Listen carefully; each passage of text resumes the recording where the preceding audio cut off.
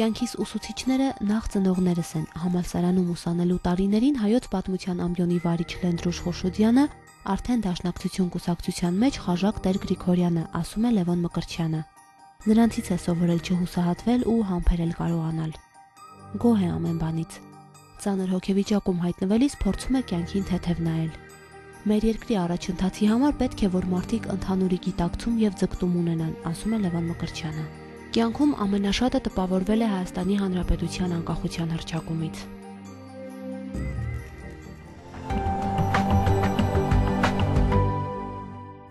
Ժողակատ հեռուստաընկերության եթերում օր 6-րդն է եւ մեր տաղավարում այսօր հյուրընկալել ենք ՀՅԴ բյուրոյի անդամ Լևոն Մկրտչյանին։ Ողջույն ձեզ, պարոն Մկրտչյան։ Բարև ձեզ։ Օրենսդիր մարմինը մեզանում կոչվում է ազգային ժողով, այսինքն ազգի ներկայացուցչական մարմինն է։ Ազգային ժողովի յուրաքանչյուր ներկայացուցիչ կոչվում է պատգամավոր, այսինքն գործելու միջոցը պատգամն է, խոսքն է։ Ամփոփ ձևակերպմամբ ազգային ժողովը խոսելու վայր է, խորհրդակցելու տեղ է, խորհրդարան է, որտեղ հասարակական նշանակություն ունեցող հարցերի լուծման բանալին միջոցը ձևը խոսքն է։ Մյուս կողմից, ըստ սուրբ գրքի, իշխանությամբ լիազորված անձը պետք է օժտված լինի Աստծո հոգով, որպեսզի իր խոսքը եւ գործը հիմնի ճշմարտության վրա, ոչ թե մարդկային ճշմարտության, որը կարող է հարաբերական լինել, այլ աստվածադիր ճշմարտության վրա։ Օրենսդիր գործունեության մեջ որքանով է կարևոր պատգամավորի հավատացյալ աստվածավախ լինելու հանգամանքը։ Ցավոք սրտի մենք 20 տարի է, որ կառուցում ենք մեր անկախ պետականությունը։ Մինչ այդ 100-ամյակներ զրկված ենք եղել եւ բնականաբար վերցնում ենք այն մոդելները, որոնք աշխարհում ընդունված են պետության կառուցման համար։ Բայց դա չի նշանակում, որ եթե մենք մեզ անվանեցինք պարլամենտ եւ պատգամավոր,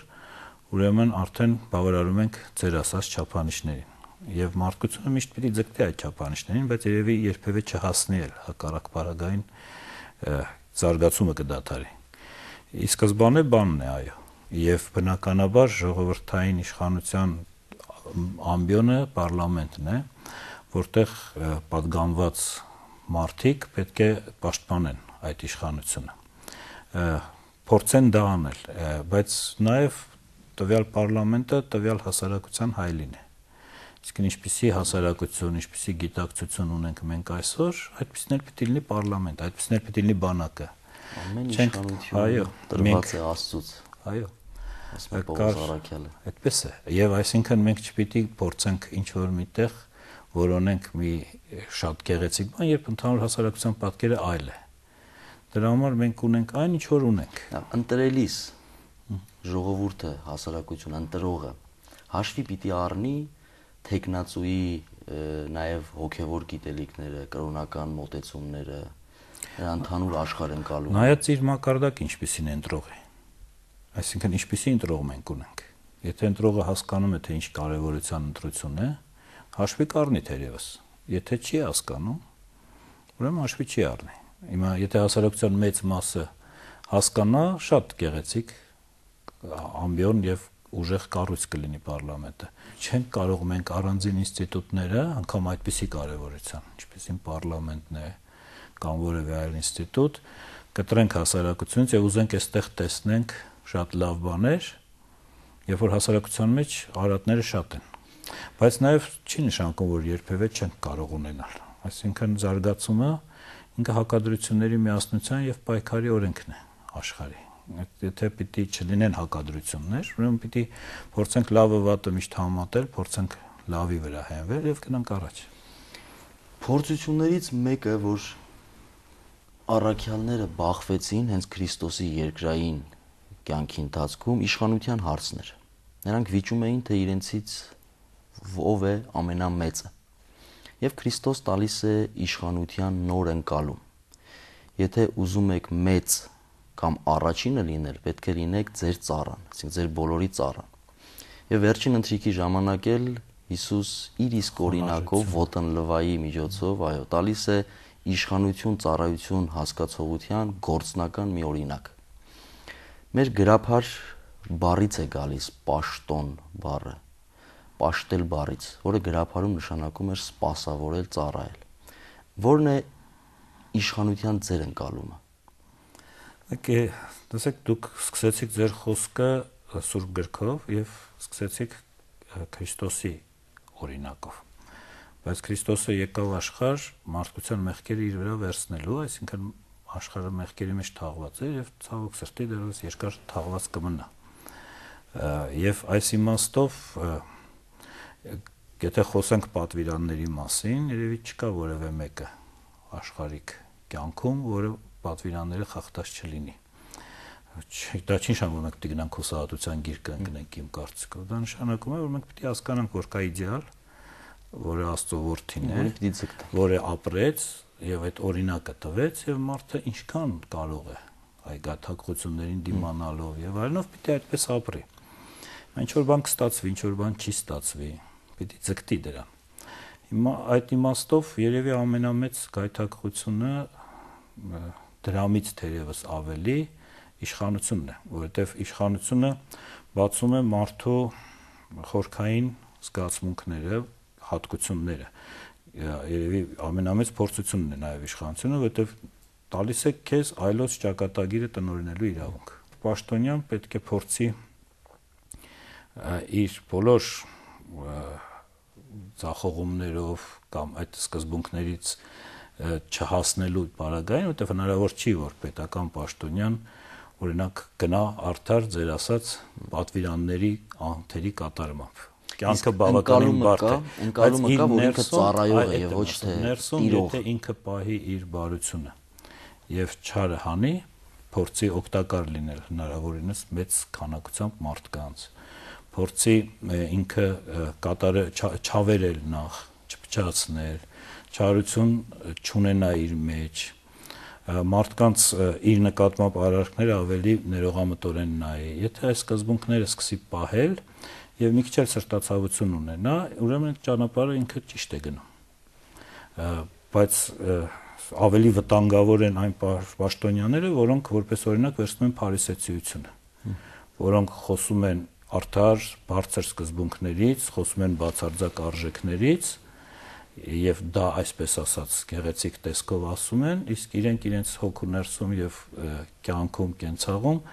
բացարձակապես դրա հակառակն են դավանում։ Այդտեղ է որ սատանան է աշխատում։ Այսպիսի իշխանության դաս մեզ տալիս է նաեւ Պոնտացի Պիղատոսը։ Այս մեր կյանքում շատ կա։ Այդ մեր կյանքում այդ ցավոք սրտի այդ օրինակները շատ ունենք։ Գիտեր, որ Հիսուս անմեղ է, բայց չկարողացավ հակադրվել, քաջություն չունեցավ հակադրվելու նրանց, ովքեր պահանջում էին Հիսուսի մահը հանիրավի կերպով։ Եվ ավազակ Բարաբայի եւ անմեղ Հիսուսի միջև, երբ որ պիտի ընտրություն աներ, պաշտոնը կորցնելու վախը, պաշտոնի կշիռը գերադասեց, գերազանցեց արդարությունը եւ ճշմարտությունը պահելու կշռին։ Այս օրինակը փորձենք լուսարձակել մեր իրականության վրա։ Մենք ամեն դեպքում ունենք դատավորներ, որոնք արդարություն եւ ճշմարտությունը պաշտպանելու, հաստատելու, հաստատագրելու փոխարեն ընտրում են մյուս ճանապարհը։ Անմեղի դատապարտելու գնով ինչն են պաշտպանում, հասարակությանը։ Այսինքն յուրաքանչյուրը իր մտածելակերպով է։ Այսինքն մեկը կա որ պաշտոնի վախը չի, պաշտոնը կորցնելու։ Ընդամենը դրամի համար կարող է դա անի։ Իրեն ոչինչ չի հետաքրքրում բացի իր անձնական բարեկեցությունը հնարավորինս շատ արագ ապահովելուց, այդ տիպի մարդկանցից։ Մեկ այլը մտածում է այդ նույն ձևաչափով, որ արդյոք իր այս որոշումով չի վնասի։ Եվ բնականաբար որ իմ խորին համոզմամբ աշխարհիկ որևէ դատ չի կարող բացարձակ արդար լինել։ Որտեւ արդարության սկզբունքներն էլ հարաբերական են։ Սողոմոնի օրինակը ունենք։ Բնական է։ Այն ինչ որ միտեղ արդար է, մի այլ տեղ մեղավոր է։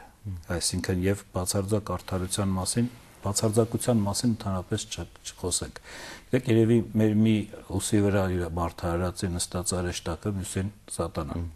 Այդ հակադրությունների միասնությունը հենց մարդու կերպարն է իմ մտածելով։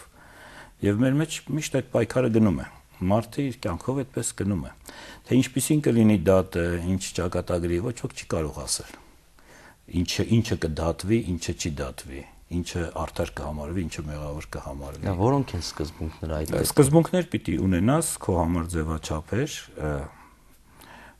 որոնք երևի ուղարկված են մեզ որպես քրիստոնյա, ասենք սեր, միություն, հավատ հասկացողությունը կյանքի ընդհանուր սկզբունքներ են, որոնք մարդը կարող է ինչ-որ չափով հասնել։ Եթե շատ խորանաս, կարող ես գնաս պատվիրանները դեպի։ Հիմա պատվիրանները դժվար է պահել, բայց երևի դա էլ իջեցված է հենց այդ նույն հաշվարկով, որ մարդը պիտի ձգտի դրան, ոչ թե պահի, ոչ թե ասենք ասի, եթե ես այս 4-ը պահում եմ, բայց 3-ը չեմ պահի, վերջ։ Որովհետև եթե ինչքան ես եմ կարդացել, ասենք Սուրբ Գիրքը, տարբեր օրինակներ կան։ Այդտեղ հարուստը ընդհանրապես շանս չունի մտնելու արքայություն, մի այլ տեղ կարող է շատ հանգիստ մտնել, այսինքն ամեն մարդ այդ գրքի մեջ կարող է իր կյանքից գտնել մի բան, որ իրեն հույս կտա։ Համար երևի կյանքի համար հույսը շատ կարևոր է։ Հույսից բացի երկրորդը պիտի հավատաս։ Այդ հավատը պարտադիր չի, որ շատ, ասենք, կոնկրետ ասենք, Աստծո հավատ բոլորը ունեն, բայց պիտի հավատաս ինչ որ մի սկզբունքի, ինչ որ մի բանի, որին չես դավաճանում, որտեվ կյանքը ավելի բարդ է, կյանքում երբեմն սկզբունքներից հրաժարվում ես, ստիպված ես լինում։ Դա չի նշանակում, որ դու կորցրեցիր քեզ եւ վերջացավ քո մարդկային բարոյական գոյությունը։ Ինչ որ միտեղ հետ ես ընկրկում, ինչ որ միտեղ սրբագրում ես, ինչ որ միտեղ ապաշխարում ես, մեր կրոնը, մեր ուսմունքը իմ կարծիքով այդ մեծ առավելությունը տալիս է մարդուն, որը կարողանա հույսով եւ հավատով շարունակի իր ճանապարհը։ Կա մեկ բացարձակ ճշմարտություն, որը Աստծոց է, կյանքն է մարդուն շնորհվել։ Դրա համար մենք օրինակ ազգային ժողովում, երբ ես падգամավոր էի, ես մեծագույն համոզվածությամբ քվեարկեցի մահապատժի վերացման սկզբունքի համար, որովհետև դա քրիստոնյա քաղաքակրթության ամենամեծ ձեռքբերումն է, որովհետև կյանքը տալիս է Աստված եւ որևէ դատարան չի կարող այդ կյանքը արդարությամբ խլել, ինչքան էլ ուզում է չարիքը մեծ լինի։ Հնարավորություն պիտի տրվի մարդուն ապաշխարության, շտկման։ Այո, եթե անգամ այդ ապաշխարությունը չի լինելու, ուրեմն եթե երկնային է կյանքը, երկնային էլ կլինի վերցնել է։ Ինչ որ որոշումով չես կարող դա արդարացնել։ Սովետ միության